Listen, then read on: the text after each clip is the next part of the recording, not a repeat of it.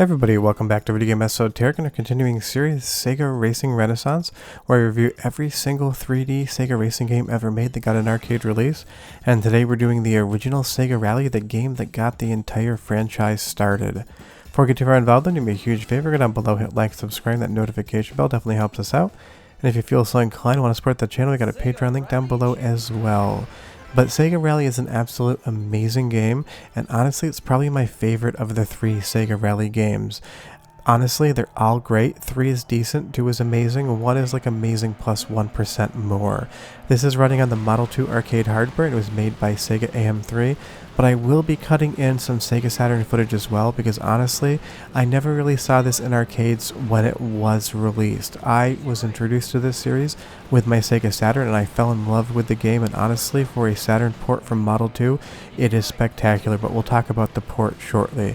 But Sega Rally is just a spectacular game from start to finish because unlike stuff like Scud Race or Daytona, this is a rally kart game. So you have so many different mechanics going on. You have jumps, you have different surfaces, pavement, dirt, snow, and your car's handling changes depending on the surface you were on. And learning how to maneuver that car around corners, or in that instance running it right into the corner, is the name of the game. This, probably more than any other Sega racing game, requires you to understand the physics and handling of your vehicle. But I do love when this helicopter comes down. It is such a small but nice touch. But you'll see here, all we did was get through that first course and we finished, because you're racing as a succession of different courses, not against anything other than the opponents and the timer. But jumping over to the Sega Saturn version of the same level, sure, it's running around 30 frames a second, and of course there's a major graphical downgrade from the Model 2 hardware. They weren't even in the same league whatsoever. But the racing on offer is as good, and I'm assuming most people probably actually started with Sega Rally on the Saturn like I did and only came to the arcade version later in life. But leave me a comment down below and you tell me how you first found the series, because we even get that helicopter and it is amazing. But moving on to the second course in the rally, there's 3 courses and you need to finish in first place to see the 4th. You're racing against the timer. There happens to be other opponents on the track at the same time as you, but really it's a race against the clock.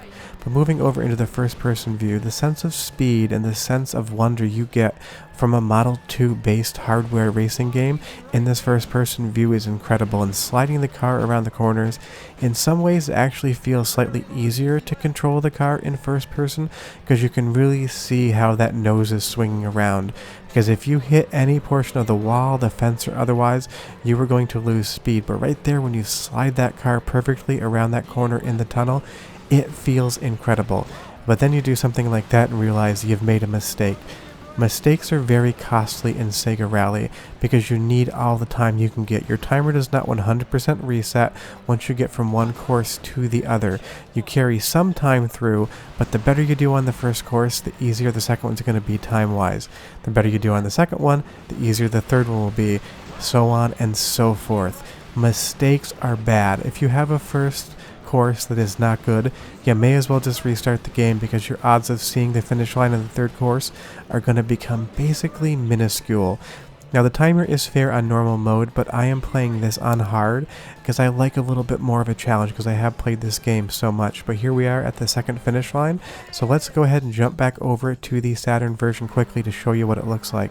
But the other great thing about Sega Rally is, just like Daytona, it has a spectacular soundtrack and it's got awesome sound effects as well. It's a little bit unfortunate that we lose some of the effects on Saturn. Some of that dirt there obviously doesn't look near as good as the Model 2, but I am still continually impressed and surprised that Sega was able to get such a good port onto the Saturn in the first place. But like I said, the soundtrack is amazing and I love the sound effects, so go ahead and listen for 45 seconds and I will be right back. 3, 2, 1, go! Easy left. Easy left. Easy right. Easy left. Check. Oh, hey, left. Medium right, maybe. Long easy left. Caution, hairpin right. Long medium left, checkpoint. Yeah, I just love the soundtrack. It is so iconic. But again, the Model 2 version is just spectacular. When this was in arcades back in the day, and I did see it some years later, but not on release date, but even when I did see it in the late 90s, it still looks spectacular, and I can't stress enough just how impressive this hardware was at release. We were still playing the Super Nintendo and Sega Genesis at home for the most part. Maybe if you're lucky you had a 3DO, but this was just leaps and bounds over anything that you could possibly ever imagine.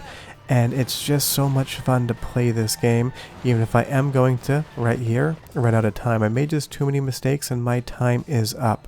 But the nice part is, in the arcade version, you do get the option just to do practice, so you can get better at using the different vehicles, understanding their handling, and just kind of do some time attacks. So we'll pop back over to Mountain and redo that race as I talk a little bit more about the history of this game.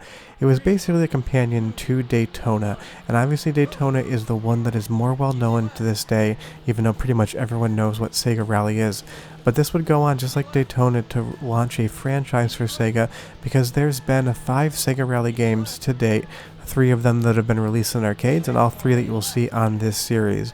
Sega Rally Revo was a console exclusive, and while that was a decent game, I definitely think that the arcade games are probably a little bit better. But leave me a comment down below, because I'm also curious, how many people are still playing this game on the regular, because I'll pop this in every couple months when I want to play a racing game, because the great thing is, once you practice and get good, you can go through the entire game in like 3 to 4 to 5 minutes. That's how quick it is.